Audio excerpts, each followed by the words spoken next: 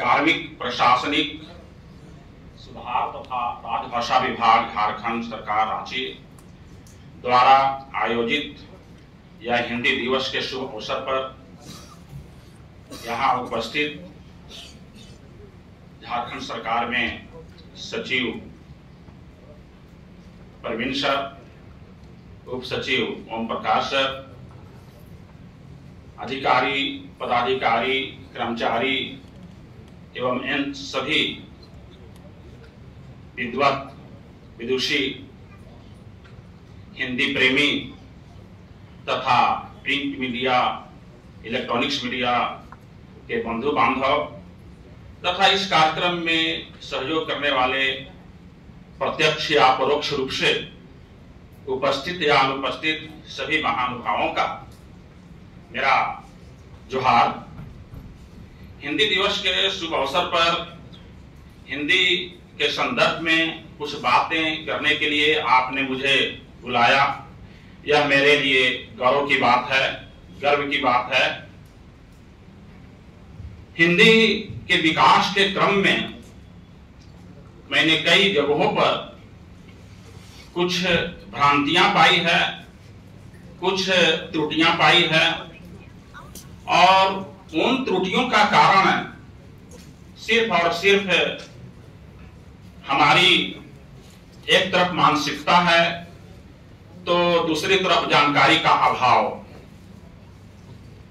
राजभाषा विभाग द्वारा इन्हीं त्रुटियों और फिर इन्हीं भ्रांतियों को दूर करने का कहीं न कहीं यह दृष्टिकोण रहा है कि उसे दूर किया जाए और हिंदी जो लिखते पढ़ते हैं, हिंदी के बारे में जो कुछ जानते हैं, उनसे विचार विमर्श किया जाए।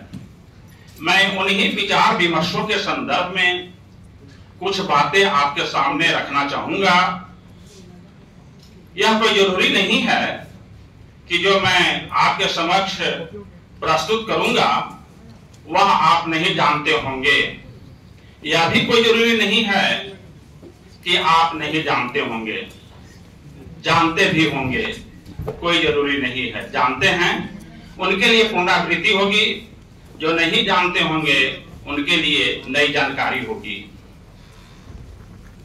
बंधुओं, हिंदी का इतिहास देखते हैं, हिंदी भाषा का उद्भव और विकास देखते हैं और फिर हम स्वतंत्रता के पूर्व 15 अगस्त 1947 के पूर्व की हिंदी की बात करते हैं और फिर 15 अगस्त 1947 के पश्चात बात करते हैं।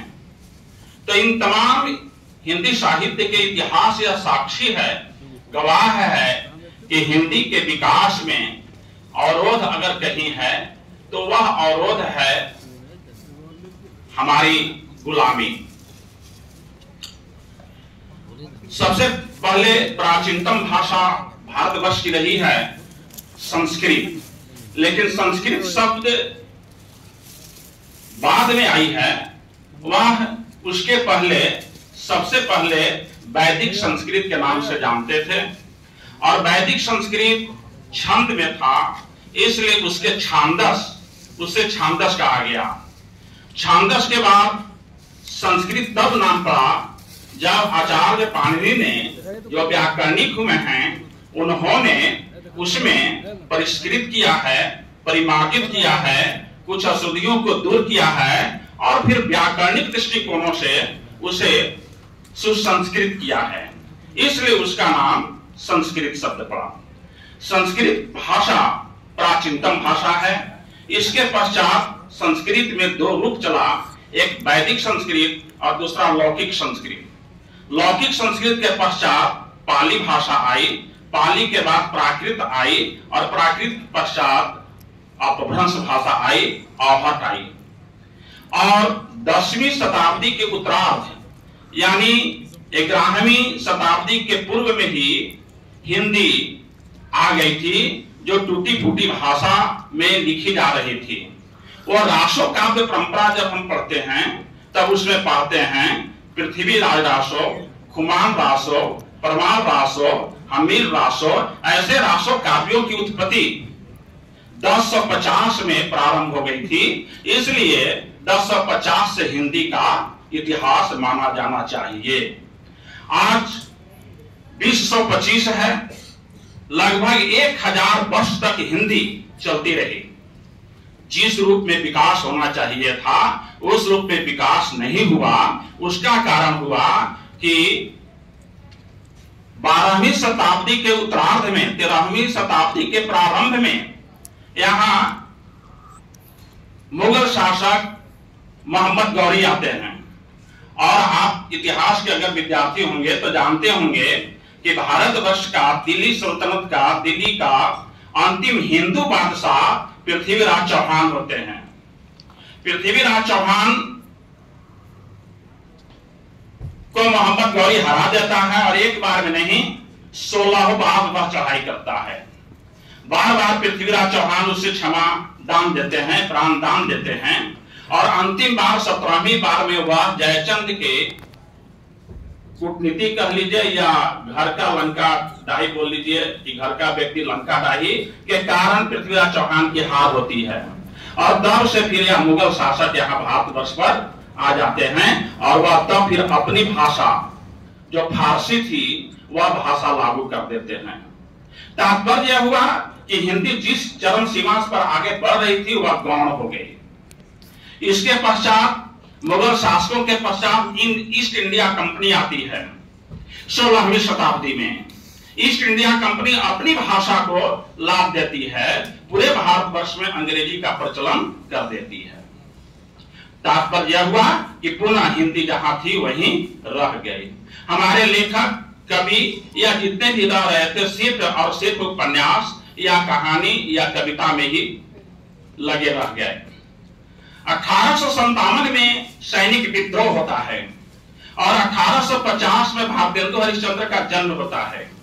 भारतेंदु के पिताजी गोपाल चंद्र टूटी फूटी भाषा में वे लिख रहे होते हैं। और फिर इसके पश्चात जब भारतेंदु जी आते हैं तब फिर भारत की दुर्दशा को देखकर, भारत की भाषा को देखकर, भारत की ऐसी दशाओं को देखकर उन्हें भारतवर्ष के संदर्भ में जो व्याख्यान किया है, लिखा है, कविता लिखी है, आवहु रोवहु मिलके भाई, हा हा भारत दुर्दशा देखी न जाई। भारत दुर्दशा नामक नाट्य में उन्होंने उपस्थित किया है। और यह रचना के पश्चात भारतवासियों के लिए यह एक गौरव की बात हुई कि उन्होंने भारतवर्ष की जो दुर्दशा हो रही थी उसके प्रति जागृति आई, जागरण आया। और इसके पश्चात फिर उन्होंने जो अंधेर नगरी की उपस्थापना की उसमें भी बहुत सारी बातें उन्होंने लिखी। भारतेंदु द्वारा, इसलिए भारतेंदु की रचनाओं में जो गद्यात्मक शैली अपनाई गई है उस शैली के माध्यम से हम यह कह सकते हैं कि उन्होंने ही गद्य की जनक, जो आज हम आप बात कर रहे होते हैं, वह गद्यात्मक शैली के जनक, पिता भारतेंदु हरिश्चंद्र हैं। समय बीतता गया और फिर हिंदी का जो जिस रूप में विकास होना चाहिए था 1947 तक आप देखें कि भारतवर्ष में जब आंदोलन छिड़ा, आजादी का आंदोलन छिड़ा, तो हमारे महात्मा गांधी जो गुजरात के थे, गुजराती जानते थे, तब भी उन्होंने जहां कहीं भी भाषण दिया उन्होंने हिंदी में दिया।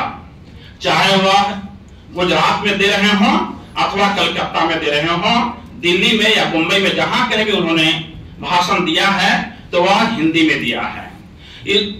और इसी प्रकार से पटेल, इसी प्रकार से मराठी या फिर बंगाली, यहां तक कि सुभाष चंद्र बोस ने भी जहां कहीं भी बात की है तो उन्होंने बांग्ला में बात नहीं कह करके भाषण के रूप में, सार्वजनिक रूप में उन्होंने हिंदी में बात कही।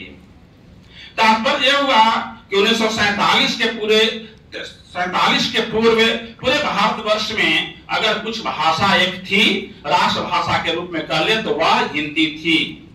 लेकिन हिंदी में बात करते करते जब 14 सितंबर 1949 को या भारतीय संविधान में भाषा के संदर्भ में, राष्ट्रीय भाषा के संदर्भ में जब बात उठने लगी तो हमारे दक्षिण भारत के एक शब्द में कहें तो अहिंदी भाषी ने आंदोलन छेड़ रखा। और उनका यह एक आंदोलन था और उन्होंने कहा कि अंग्रेज गए, अंग्रेजी से छुटकारा मुझे मिलनी चाहिए थी, मिली, परंतु पुनः अब हिंदी लादी जा रही है। भाषा की स्वतंत्रता हमें होनी चाहिए थी, इसलिए उन्होंने आंदोलन छेड़ रखा, खास करके कन्नड़, मलयालम, तमिल, तेलुगु इत्यादि। फिर पूर्वोत्तर भारत में भी इसी प्रकार के आंदोलन छिड़े, असम, मेघालय में भी। और फिर अहिंदी भाषी बंगला, अहिंदी भाषी उड़िया और फिर अहिंदी भाषी गुजरात में भी गुजराती। उन सबों का कथन एक था और उन्होंने यही कहा कि नहीं, हिंदी हम पर नहीं ला दी जाए। तत्कालीन प्रधानमंत्री पंडित नेहरू ने यह देखा कि जिस आजादी के लिए हमने यह लड़ाई छेड़ी थी, हमारे जो स्वतंत्रता सेनानी थे बलिदान दी है, इस बलिदानी का फिर या फिर हमारा क्या मकसद रह जाएगा। इसलिए दक्षिण भारतीयों की मानसिकता को समझते हुए उन्होंने यह कहा कि 15 वर्षों तक हिंदी सीखने का अवसर दिया जाए और फिर उसी संविधान में यह लिखा गया कि 15 वर्ष के पश्चात ही एक राष्ट्र भाषा बनेगी और वह राष्ट्र भाषा हिंदी रहेगी। भारतवर्ष का एक अपना तिरंगा झंडा, तिरंगा ध्वज है, एक राष्ट्रीय गान है, एक राष्ट्रीय नदी है, एक राष्ट्रीय पक्षी है, तब फिर एक राष्ट्र भाषा क्यों नहीं हो। इसलिए एक राष्ट्र भाषा होने के लिए यह देखा जाता है कि उस राष्ट्र में सर्वाधिक बोली जाने वाली, समझने वाली या फिर उस कितना विस्तार है उसके संदर्भ में यह बात देखी जाती है। और तब फिर यह परीक्षण निरीक्षण किया गया, सर्वेक्षण किया गया और उस सर्वेक्षण में यह पाया गया कि हिंदी ही पश्चिम से लेकर पूर्व तक और दक्षिण से लेकर उत्तर तक पूरे राष्ट्र में हिंदी की बोलचाल, हिंदी की भाषा बहुत अधिक बोली जाती है। अतः हिंदी को ही राष्ट्र भाषा होनी चाहिए। किंतु यह राजनीतिक माहौल या यूं कह लें कि उस समय के जो मानसिक से ग्रसित थे कि हिंदी हम पर लादी जा रही है, उन्होंने राष्ट्र भाषा की दर्जा देने के लिए नहीं किया। 14 वर्षों के पश्चात यानी 1965 के पूर्व 1964 में तत्कालीन प्रधानमंत्री लाल बहादुर शास्त्री होते हैं और उन्होंने इसे फिर लागू करने की बात सोची और संसद में इसकी बात रखी। तब फिर वही आंदोलन छिड़ गया जो 1949 के पूर्व छिड़ रखा था और उन्होंने कहा कि हम अभी हिंदी पूर्ण रूप से नहीं सीखे हैं, हम हिंदी के बारे में नहीं जानते हैं, हम हिंदी नहीं राष्ट्र भाषा बनने देंगे। तब फिर हुआ कि ठीक है, जब तक आप पूर्ण रूप से हिंदी सीख नहीं लेते हैं, हिंदी जान नहीं लेते हैं, हिंदी की वर्तनी से परिचित नहीं हो जाते हैं, तब तक यह हिंदी राष्ट्र भाषा के रूप में आपके समक्ष नहीं रखा जाएगा। आप भाषा के कोई गुलाम नहीं बने। यह अब भी संविधान में है और एक हिंदी में कहावत है कि राधा के 9 मन न हुई है, न राधा नची है। यह बात अभी तक पूरे भारतवर्ष में एक राष्ट्र भाषा के संदर्भ में हम लोगों ने जो आंदोलन रखा है, बात रखी है, वह अभी भी वैसे ही पड़ी हुई है। ना वही बात हुई कि अभी तक हिंदी हमारी राष्ट्र भाषा नहीं बन सकी है। राष्ट्र भाषा के संदर्भ में अनुच्छेद 343(1) में यह उल्लेख किया गया है कि भारत की राष्ट्र भाषा के संदर्भ में हिंदी होनी चाहिए और उसकी लिपि देवनागरी होनी चाहिए और तथा अंक जो होगा वह अंतरराष्ट्रीय 1 2 3 जो है 1 2 3 4 का वह अंक होना चाहिए। इसके पश्चात 343 से लेकर 351 अनुच्छेद तक धारा अनुच्छेद में अंतर होता है। यह अनुच्छेद तक यहाँ अनुच्छेद लागू है, धारा वहां आईपीसी की धारा वगैरह चलती है। तो यहाँ जो भारतीय संविधान में 343(1) से लेकर 351 तक जो राजभाषा राष्ट्र भाषा के संदर्भ में जो बात कही गई है, उसमें उल्लेख यह किया गया है कि जो राज्य अपने समझ से जो जिस भाषा में काम करना चाहते हैं, राजकाज की कार्य करना चाहते हैं, उन कार्यों को वह संपादित करेंगे। फल यह हुआ, परिणाम यह हुआ कि उड़ीसा में उड़िया, बंगाल में बंगला और फिर तमिलनाडु में तमिल, कर्नाटका में कन्नड़ राजभाषाएं हैं। हिंदी प्रदेशों को छोड़ करके अन्य जितने भी भारतीय जो स्टेट्स हैं, राज्य हैं, उन सबों की राजभाषा अपनी है और वह फिर यह भी उल्लेख है कि जहां कहीं भी दिक्कत होगी उसका अंग्रेजी में लिया जाएगा, उसका अर्थ अंग्रेजी में लिया जाएगा। तात्पर्य यह है कि अंग्रेजी की मानसिकता से ग्रसित होने के पश्चात हम कहां उबर सके, कैसे उबर सके, यह प्रश्न है। उनका तर्क है कि हिंदी यह जटिल भाषा है, हिंदी एक जटिल भाषा है, कठिन भाषा है, समझ में नहीं वह भाषा आती है कि कहां पर र लगेगा नीचे में, कहां पर र लगेगा ऊपर में, किस शब्द का प्रयोग कहां पर होगा, कहां पर छोटी ई लगेगी, कहां पर बड़ी ई लगेगी, कहां पर छोटी ऊ और बड़ी ऊ इत्यादि इत्यादि का उनका कहना है। मैं यह कहना चाहता हूं हिंदी भाषियों से कि आप एक बार हिंदी को पढ़ करके देखें, समझ करके देखें। हिंदी बहुत ही सरल और सहज भाषा है। सरलता सहजता इस संदर्भ में कि आपके पास वह कठिनाई नहीं आएगी जो अंग्रेजी में आती रही है। अंग्रेजी में लिखा जाता कुछ है, बोला जाता कुछ है, उसके जो स्क्रिप्ट है, लिपि जो है, उसमें कहां कौन से वर्ड साइलेंट होंगे, कौन से कहां नहीं होंगे, यह बड़ा आपकी रटंत विद्या है, रटेंगे।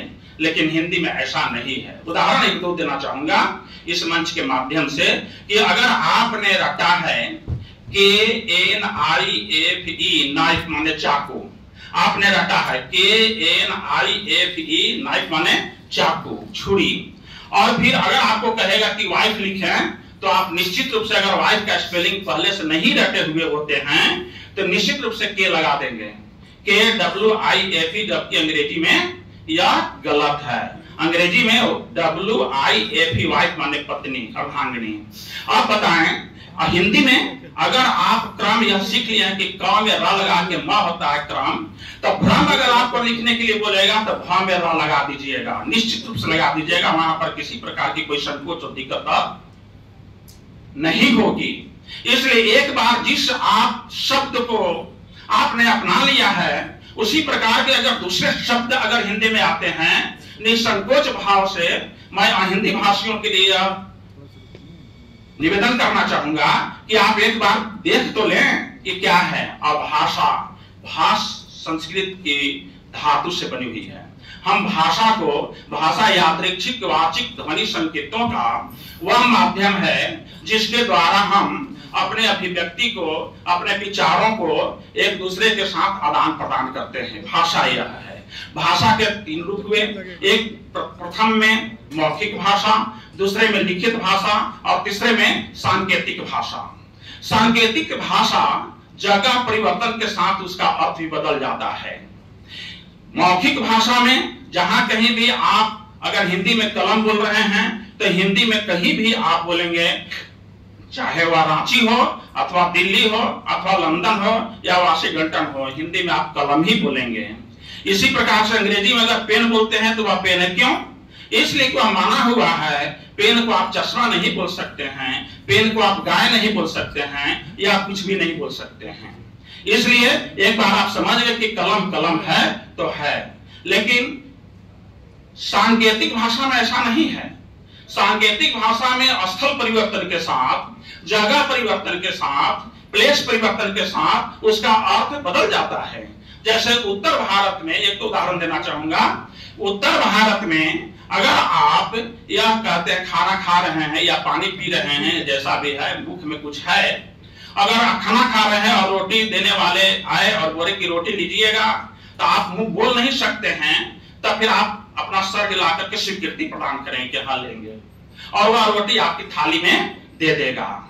किंतु यही चीज दक्षिण भारत के सुदूर गांव में, मैं चेन्नई की बात नहीं कर रहा हूं या शहर की बात नहीं कर रहा हूं, शहर में तो हिंदी प्रदेशों से अवगत हो गए हैं, इसलिए कुछ अर्थ जान लिया। लेकिन अभी भी, आज भी अगर कर्नाटका में, तमिल में, अगर आप वहां सुदूर गांव में चले जाएं और वहां रोटी परोस रहे हैं और अगर आप पूछेगा हुआ कि आप रोटी लेंगे, आप अगर स्वीकृति दिए कि हाँ, तो वह लेकर चला जाएगा।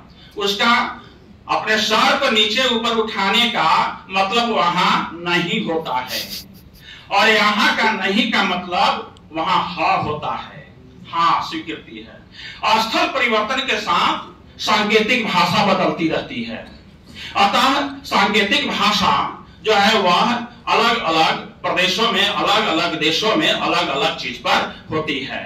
इसलिए और भी एक भाषा है, राम इधर आओ, अगर आवाज नहीं भी जा रही है, राम उधर से देख लिया, समझ गया कि मुझे सर बुला रहे हैं।